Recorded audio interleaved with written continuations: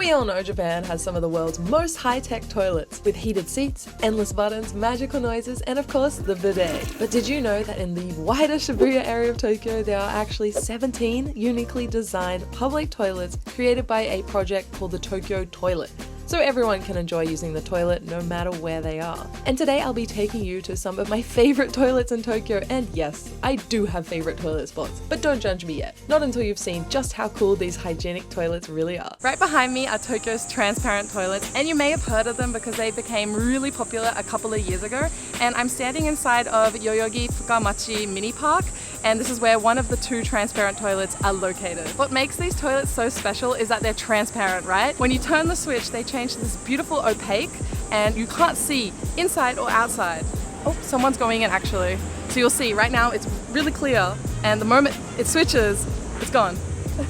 The other reason was to see like how dirty or clean it is inside. And I actually saw that they were cleaning it when I arrived to check it out. And I had a little chat with the cleaner. I was like, do you guys come here often? And he said once a day. So that is some impressive cleaning services. In the time that I've been out here, there have been so many people come and use it, as well as tourists just come here to get their photos. And I'm really curious, are they coming all the way out here just to check it out?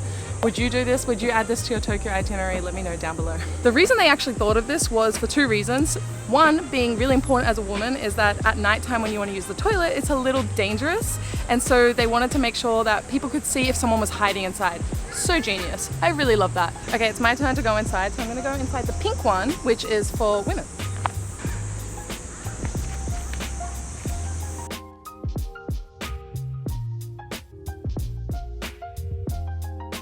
It was really fun checking out this one, but there's one right around the corner which I visited before, and I'm gonna go check it out. I think it's called the Haru-no-Ogawa toilet. It's also transparent. So let's head on over there. Just 300 meters away is the Haru-no-Ogawa transparent toilet, and you can see that it has a different color scheme. We've got green, blue, and then more cool tones, and I love this one equally as much. The fact that it's in this giant field where people are often playing soccer and also playing catch, it just is such an amazing place to put such an awesome, epic toilet. And I do need to come back at nighttime because it has a complete different feeling to it. It just illuminates at nighttime. So I'm gonna obviously use it once again. This is part of the journey. I have to get used to going to the toilet in transparent toilets. The inside of this toilet feels identical to the other one. It's just got the other color scheme, but equally as beautiful and clean. I appreciate that the cleaners come here every day, doing such a great job. This is a 101 on how to use a Japanese toilet, aka a washuretto. Almost always you'll notice a small control pad with lots of buttons either on the wall or besides the toilet seat. Now, there are a few basic functions that you'll need to know. Do not push randomly, otherwise you might spray yourself in the face. Yes, that has happened.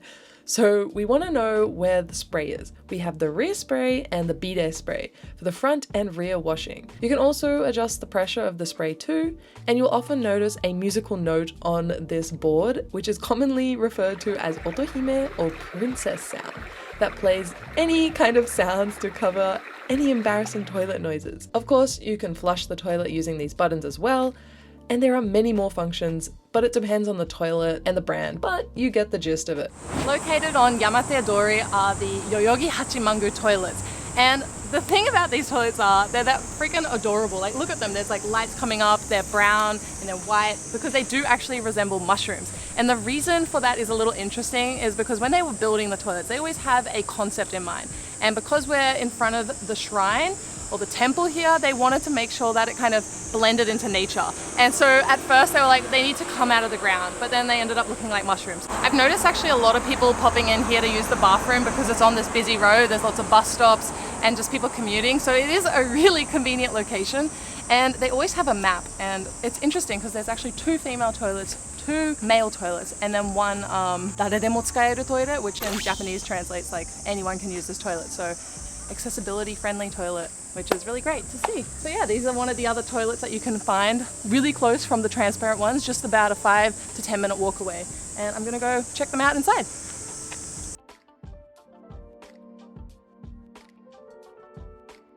The toilet adventure continues, and this time we're at Hatagaya, and right behind me is a toilet that looks like this white sphere, and it's as if it's floating off the ground. We have a light all around it. It's really quite beautiful and it stands out. The entire area has a complete different feel to this really beautiful toilet, and it's called Nanago Dori Park. I've never been here before, but I'm gonna go check it out, and I heard this one's really special because it has some noise function. Oh no, the voice system is under maintenance. I was really looking forward to it because apparently this toilet was designed so that you could use it just by talking to it. はい、トイレ。扉を開けて。わかりました。ドアを開けます。 Ah, that's such a shame. No! I'll have to come back another time.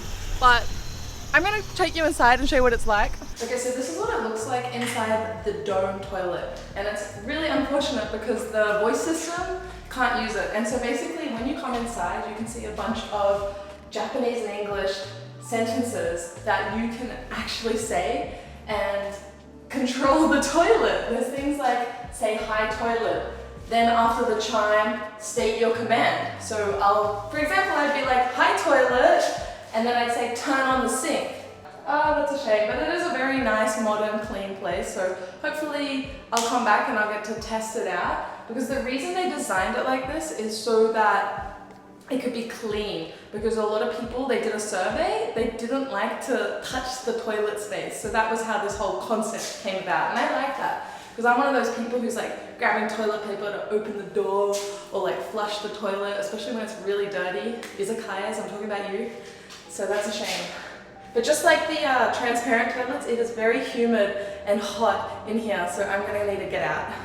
While I was standing here filming, a Japanese guy walking his very, very cute Shiba Inu was like, this is the Tokyo toilet. He was very proud, and I'm like, yo, I would be proud if Sydney had toilets like this. Sydney's toilets do not look like this. Please, Sydney, government, take note. While filming this series, I learnt about a film called Perfect Days, which premiered at the 76th Cannes Film Festival, and it follows the story of a public toilet cleaner in Tokyo working at the Tokyo toilets. I was mind blown that this was actually already in a film. Yeah, that's so awesome. And I watched it on a recent flight overseas and can recommend it. But I also learned that apparently after the film debuted, lots and lots of Japanese people took a sudden interest in the Tokyo Toilet project. Pretty neat. My toilet adventure brings me to Harajuku, a mecca for fashion and subculture here in Tokyo. And this is the toilet right behind me. Isn't it adorable? It's actually based off a kind of American household because it's got a white picket fence, it's got these really nice baby blue-green colors, and it definitely stands out because the rest of the area are a lot of business like buildings. And when I read Google reviews, there are so many people who are like, there are no toilets in Harajuku, so this place saves my life, and I actually used it. Can confirm it's really good. The great thing about this toilet in comparison to the other ones is that there's a ceiling fan, and it is humid and hot here right now. And compared to the other toilets, it's got like open airflow coming in, so it wasn't as sticky and humid, and it was actually okay to use the bathroom. So I like that in the summer anyway. So this toilet is actually called the Jingumae public toilet, and it's only about like 100 meters from Takeshita Street, which is where all the fashion in Tokyo takes place. It's a really, really popular area, especially for tourists. And the guy who designed this toilet, because each toilet is actually designed by a different person, he was a really big pioneer in the fashion industry here in Japan in the 90s. So it's nice and fitting that they got him to do this particular one. But I was reading into it a bit, like why did they pick this house design? And it's because in Yoyogi Park, which is just up the road, probably less than 10-minute walk away, there used to be, or still currently is, like a detached house that was for the US military. Like some of the people from the base would come and live in Yoyogi Park. And apparently it looks just like it. So I probably need to go check out that other one because I don't know which one that is. But I still love the design nonetheless. It's really cute. And if you're from America, do you have any houses like this? I feel like in Sydney there are probably some that look like this, beautiful white, brown, blue colors. The reason I'm embarking on this toilet journey is actually because I came across a really awesome book all about the Tokyo toilets during a recent capsule hotel stay, which you can check out here. And also because my mum has been asking me all about Japanese toilets for the longest time. But if you're interested in reading it, you can buy it in bookshops or online, and it was all in English. Right behind me is one of the most aesthetically pleasing public toilets I have come across so far. And this is the Urasando public toilet, which is located really close from Kitasando station, which is near Omotesando, a very high-end area. Right above us is an expressway with tons of cars heading to Shinjuku, and in the distance there's actually the JR line, the Yamanote line, going constantly. I see the trains, and so it's kind of cool. And they actually took some inspiration from the location, the fact that the train line crosses right there. You can hear it. Can you hear that? I think that's the Saikyo line right now. When you open the door for the toilet, it actually makes the noise of the Yamanote doors opening and closing. How cool is that? I'm a bit of a train nerd. I love sitting on trains and enjoying them. So that was a really nice touch that they included in the toilet. One of the reasons this toilet is so beautiful is because it's got these soft curves, and it's so unique. Like, I feel like toilets and buildings in general have really sharp edges, but this is just like nice and smooth and curved out. And another unique thing about this toilet is actually the roof. So it's made using copper, and they got specialists who actually design Japanese temples, tea houses, and all of those cool architectural things to do this toilet. And that's why it has this really beautiful Japanese inspired style to it. It's a little, I would say it's more a subtle thing that if you know, you know, but you can definitely tell it's Japanese. They've also used concrete, and in Japan you might be surprised to find out that concrete is considered modern and fancy, and it's used in a few sophisticated ways, especially in apartments here. You'll find things that are completely concrete, which is quite different to the West, so they've adopted that and used it here. But with that smooth, it's like nice smooth concrete. I like it. At the back end of Shibuya near Shinsen Station is a really quiet residential area that features this little park tucked away, and it's called Nabeshima Shoto Park. The reason I'm here is because of this wooden toilet village. It's absolutely stunning. I mean, it's designed by Kengo Kuma, a Japanese architectural legend. He's done these buildings in Sydney, this beautiful library, and I think he often uses wood. And it's dusk here, and we've got some lights at the bottom illuminating the little village here, and there are 5 different wooden toilet cubicles, and it's so beautiful. I love how he's incorporated it into this park because it's very green. We've got a big pond. There are a lot of mosquitoes. I've already been bitten a fair amount since I got here, but yeah, it's just amazing. How is this a public toilet? It's honestly incredible. And when I checked it out, I went inside to quickly use it. There are these wooden logs sliced and put on the wall, and it's just a nice extra touch. I didn't expect that going inside. Let me go check it out. So apparently this idea came about when the designer Kengo Kuma and probably the team were like, we need to blend this into the park, and they've done a fantastic job. It truly blends in better than any of the locations so far. I believe this might be my personal favorite. I know the transparent toilets are really fun and unique, but this is just architecturally so beautiful. I love it.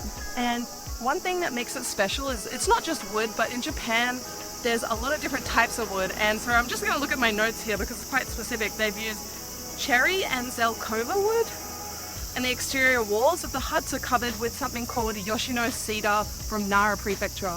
And I know Yoshino because it is sakura, Yoshino zakura, and I wonder if it is the same wood from the sakura trees, which would just be amazing. I was looking on Google, and quite a few people came here in the cherry blossom season, so I'm wondering if there are some sakura that would bloom, and that would just be an extra nice touch. I'm going to check out this toilet here. Look at that light, that is so bright. Number one, they have this really cool wooden rope on the door handle, and inside are all the logs. Inside it's a little humid, unfortunately, so I would like some airflow, but it's really sad. People have graffitied on the beautiful wooden logs, so please don't do that if you come here. Do not damage it. Just look at it, take your photo, and move on, as most people do. On the positive side, I'd like to mention is that they have a dog keychain, or a hook that you can tie your dog up at, so you don't have to leave them outside and you can be worried about someone taking them. It's really cute. That's a nice touch. The inspiration for this place was a village, and honestly it feels like one just walking through it like this. It makes sense though that this one is particularly fancy and modern, because when I came here, I rode my bike here, and there were so many beautiful houses. Some of the best and biggest I've seen since living in Tokyo, so makes sense. When nature calls, there's really no better place than here to do your business. So come on down to this beautiful park in Tokyo. Now that I know about the Tokyo Toilet Project, I literally cannot stop running into these just in my daily life living here. This was Ebisu Station, which had a impressive white Tokyo toilet popped up, and then on the walk to my physio, I bumped into another one with this bright red. So it's cool that I now know they exist and I can appreciate a hygienic space to do my business.